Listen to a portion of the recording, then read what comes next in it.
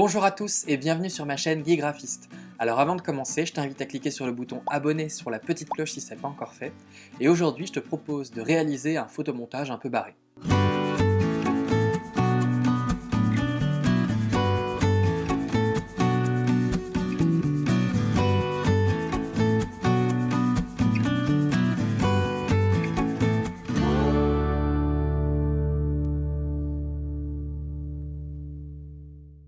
Le confinement, c'est pas encore terminé, ça devrait bientôt, donc du coup, ça nous fait perdre un peu la tête et donc du coup, j'ai imaginé un photomontage un peu amusant à faire. Donc, c'est parti. Encore une fois, mon projet est à destination d'un post Instagram, donc les réglages 1080 par 1080 pixels, 300 dpp et RVB. Pour commencer, si tu n'as pas encore vu mon guide complet sur le détourage, je t'invite à le faire parce qu'on va commencer directement avec la tête déjà détourée. Donc, une fois qu'on a importé notre tête détourée, on va donc lui appliquer un calque de réglage noir et blanc déjà. Une fois qu'on a fait ça, on va lui importer un calque de réglage de courbe et on va augmenter un peu les contrastes, comme ça. Voilà. Pousser comme ça. Et une fois qu'on a fait tout ça, on va basculer, on va faire notre fameux raccourci clavier qui va permettre d'aplatir tout ce qui est visible à l'écran. Donc commande Alt Shift E, ça c'est pour les Mac, et pour les PC c'est CTRL Alt Shift E. On renomme ce calque, on va l'appeler donc tête à découper. On prend tous les éléments qu'on va mettre dans un petit dossier qu'on appelle base.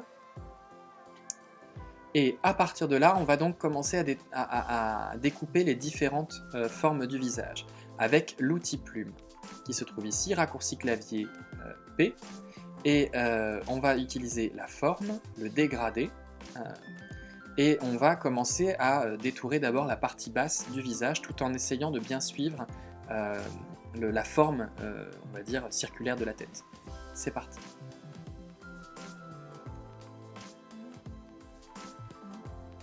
Une fois que j'ai fait ma première forme, je vais la renommer. Donc ça c'est le menton. Et je la mets en mode invisible. Je vais donc faire maintenant la partie, où on va même la mettre en mode visible mais en dessous. Voilà. Je vais donc maintenant faire la partie du nez.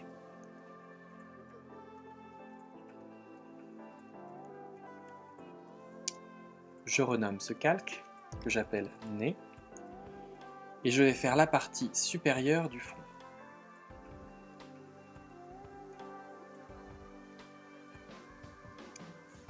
Que je vais donc renommer front. Je vais dupliquer avec un commande J ou un CTRL J sur PC, mais commande J sur Mac, mon calque à découper pour bien garder ma base. Ma base, je la bascule en dessous toutes les formes et je la mets en mode invisible, tout comme le dossier base. À partir de là, je vais appeler cette partie les yeux. On va donc maintenant séparer les différentes couches de notre visage sur différents calques. Donc, je maintiens la touche commande appuyée et je clique sur menton. Je donc définis une sélection sur la surface et je vais donc du coup sélectionner mon calque yeux, qui était donc le portrait complet. Je vais faire un commande X sur Mac, CTRL X sur PC, et je vais faire un commande V sur Mac et CTRL V sur PC. Ce calque, je l'appelle donc menton, et je le rends invisible. Je vais faire la même chose avec le nez. J'appuie sur le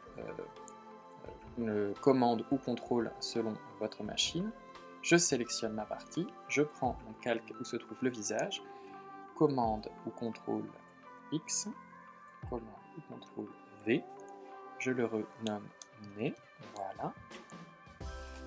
Et pour terminer, je prends du coup mon front avec le commande ou contrôle enfoncé, je clique ici, et je vais sur mon calque yeux, commande ou contrôle X, commande ou contrôle V.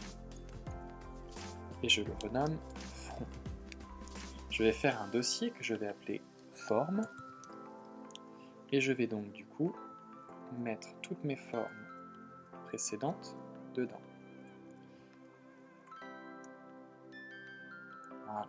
Et je les rends invisibles. Maintenant, j'ai donc tous mes étages séparés.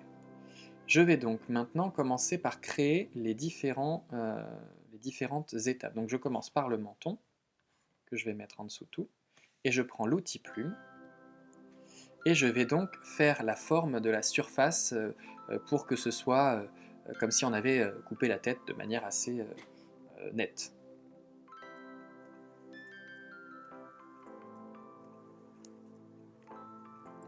Une fois que j'ai terminé de boucler avec la plume ma surface, je vérifie bien que du coup mon calque ma forme soit bien en dessous de mon masque. Voilà.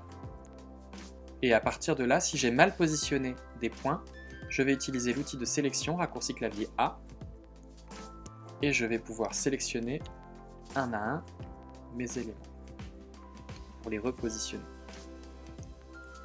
Voilà. Moi, globalement, je suis assez content et satisfait de ce que j'ai fait. Oui, il faut bien se balancer un peu des petites fleurs de temps en temps. Donc, une fois qu'on a fait ça, on sélectionne nos deux calques. Je maintiens commande ou contrôle enfoncé pour pouvoir cliquer et sélectionner les deux éléments. Je le mets dans un groupe que je vais appeler menton. J'enlève le menton, je fais afficher les yeux. Non, pas les yeux, on va continuer avec le nez. Donc, le nez, on va du coup devoir faire attention un peu à toutes ces histoires d'oreilles, boucles, les boucles qu'il va falloir vraiment penser pour bien épouser la forme. Donc, c'est parti avec l'outil plume.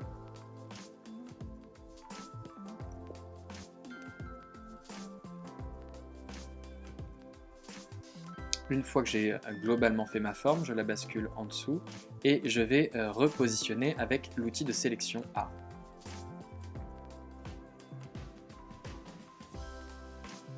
Je suis à peu près satisfait de ce que j'ai fait, je fais la même chose, commande ou contrôle enfoncé, pour cliquer, je bascule dans un nouveau dossier que j'appelle nez. Je fais afficher les yeux et je vais faire la même chose.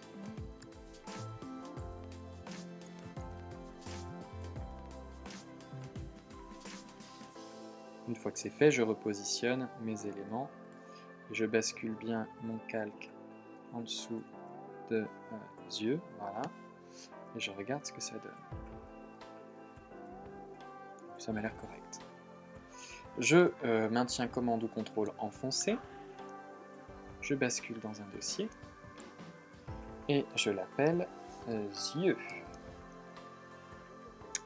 J'ai donc mes 4 éléments de positionner, de préparer, pardon. J'enlève forme, voilà, et je vais donc les positionner. Donc, je vais repositionner tout d'abord mon front avec l'outil de déplacement, raccourci clavier V. Voilà. Après, je vais prendre mes yeux. Donc, je fais commande ou contrôle pour bien sélectionner mes deux éléments. Et je déplace mon nez, voilà, par rapport à mes yeux. Voilà, globalement, on est à peu près comme ça. Après, je vais dans menton. Je sélectionne bien mes deux éléments et on va du coup récupérer le menton, décidément, voilà, et on va faire réapparaître nos yeux bien évidemment. Donc une fois qu'on a fait ça, on se met sur l'outil de sélection, on clique sur menton, on maintient Shift enfoncé, on va jusqu'au front pour bien tout sélectionner, on va positionner, appuyez sur commande ou contrôle T selon votre machine et on va redimensionner la taille de notre élément. On veut à peu près que ce soit à peu près cette taille-là. À partir de là, maintenant, on va donc ouvrir le dossier menton, sélectionner nos deux éléments, commande ou contrôle T, on les déplace. Moi, je l'oriente un peu comme ça, voilà, à peu près. Après, on fait la même chose pour le nez. Le nez, on va le déplacer comme ça, voilà. À peu près. on fait la même chose avec nos yeux. On va du coup redéplacer en l'air. Voilà. Et pour finir, on prend notre front qu'on va redéplacer aussi. Voilà. Donc j'ai été un peu ambitieux en termes de taille. Je reprends mes éléments et je vais redimensionner un peu parce que sinon c'est trop gros. Voilà. Maintenant, on va du coup définir les couleurs de nos étages. Donc, on va commencer par l'étage du menton. On double-clique sur notre forme, on clique sur notre dégradé, on clique là sur la couleur la plus sombre, on va mettre du rouge. Voilà. Et la couleur la plus claire, on va mettre du noir, tout simplement. Et on va après orienter en fait notre angle pour que le noir corresponde un peu à l'ombre. Donc l'ombre, elle devrait arriver un peu plus par là, donc on va mettre du 90, on peut même mettre du 5 degrés. Non, 5 c'est trop.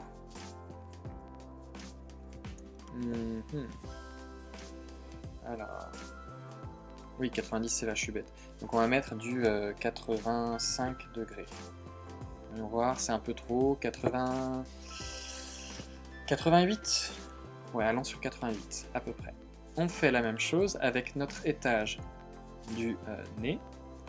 Donc on va prendre une couleur cette fois-ci orange. Voilà. Et on prend la couleur noire toujours. Et là, notre angle, il est pas trop mal. On va reprendre un peu plus, on va prendre 93. Ouais, 93, ça me semble correct. Après, on part sur les yeux, on double-clique, on va prendre une couleur plus jaune. Donc, voilà. Du jaune un peu plus pétant. Ça, c'est un peu trop vert. Voilà. Et du noir. Et là, on va réorienter notre angle. Là, c'est trop. On va mettre du 85. Si on reprend 85. Si on prend du 88. 90, on était comme ça.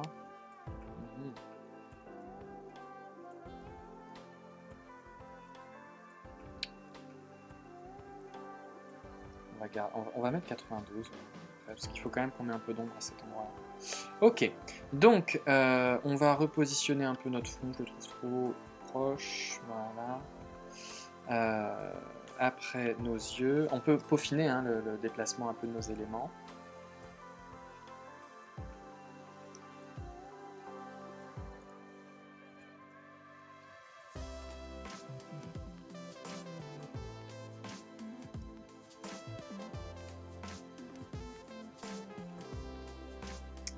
Donc une fois qu'on a fait ça, on va tout sélectionner, le faire glisser dans un dossier, on va mettre tête découpée.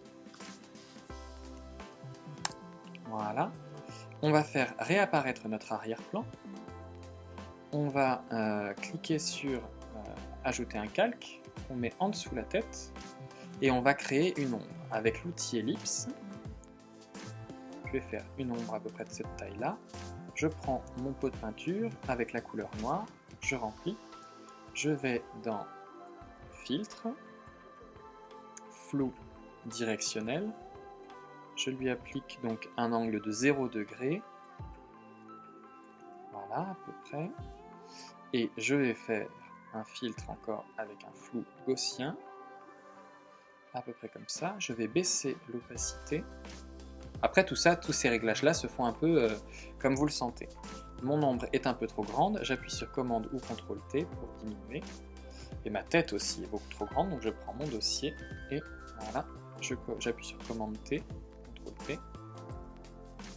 Voilà, je positionne à peu près, voilà, on n'est pas trop mal. Et à partir de là, on va faire un petit texte, un petit texte qui va dans le sens de tout ça. Donc, on va utiliser l'outil texte, raccourci clavier T ou outil ici. Je vais donc mettre en majuscule confinement et à la ligne don't lose your mind. Ce qui veut dire en anglais, ne perds pas ton esprit, ta tête, ne perds pas la tête. Donc c'est un peu trop grand, je vais diminuer. Je garde cette typo, je l'aime bien la typo AFL Font Non-Metric BT. Mais bon, après faites un peu vous comme vous le sentez. Et pour celle-ci, je veux quelque chose de plus gras. Alors je l'ai noté. La typo que j'utilise, c'est Abadi MT condensé. Donc Abadi MT condensé bold regular. Je vais augmenter sa taille pour qu'elle fasse à peu près la même taille que l'élément du dessous. Donc je vais lui mettre 16, voilà. Je trouve que c'est un peu trop écrasé, donc je vais du coup écarter ma ligne du dessous, voilà. J'appuie sur OK, j'utilise l'outil V de déplacement pour replacer mon élément, et je vais coloriser mes lettres. Donc je vais prendre un rouge comme celui-là, voilà, un FIN, un orange comme celui-là, et un M comme celui-là en jaune. Voilà. Je trouve que ça pourrait gagner en éclat, donc je vais rajouter un calque de réglage de teinte et de saturation.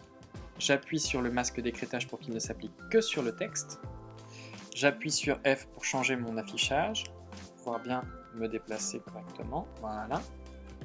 Je vais sur saturation, on va changer la saturation, monter un peu, voilà, les éléments.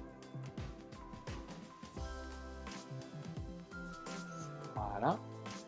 Et je vais rajouter un petit contour pour qu'on lise bien le jaune. Un contour ici de 1 pixel noir. Donc voilà, j'ai terminé ce petit montage qui ressemble à ceci. Voilà, ce tuto est maintenant terminé. Alors si ça t'a plu, laisse un pouce en l'air, c'est très important pour moi parce que ça m'aide beaucoup en fait à pouvoir être plus visible. Donc n'hésite pas à laisser un pouce en l'air si tu as aimé cette vidéo. Tu peux t'abonner et cliquer sur la petite cloche pour ne rien rater et recevoir mes prochains tutos. Tu peux aussi me montrer tes têtes découpées sur les réseaux sociaux en me taguant sur Facebook, Instagram, Twitter et TikTok sur du coup Guy Graphiste. Tu peux aussi aller jeter un œil sur mon site internet guygraphiste.fr. En tout cas, je te remercie encore d'avoir regardé cette vidéo jusqu'au bout. N'hésite pas à me laisser des commentaires si tu as des questions ou des suggestions. Partage cette vidéo et je te souhaite, pour terminer, une très bonne journée et plein de têtes découpées. A très bientôt pour un prochain tuto.